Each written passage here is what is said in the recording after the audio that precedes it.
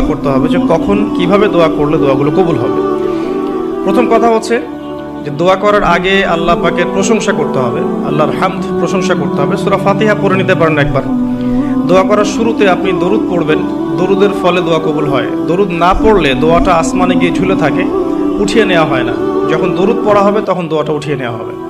দোয়া করার কিছু টেকনিক আছে, যে কিভাবে কি দোয়া করলে কবুল হবে, কখন দোয়া করলে কবুল হবে, এগুলো বুঝে দোয়া করতে হবে। অনেকেই বলে দোয়া করেই যাচ্ছে কবুল হচ্ছে না।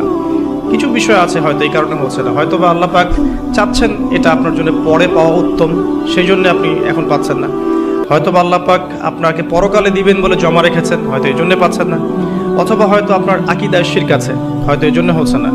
হয়তো বা আমলে বেদায়াত আছে, এই কারণে হচ্ছে না। অথবা আপনার রিজিকে কোনো হারাম কিছু আছে, মেবি এই কারণে আপনার দোয়া কবুল হচ্ছে না। অথবা আপনি তাড়াহুড়া করছেন। তাড়াহুড়ার ব্যাখ্যায় নবী সাল্লাল্লাহু আলাইহি ওয়াসাল্লাম বলেছেন যে মানুষ বলে আমি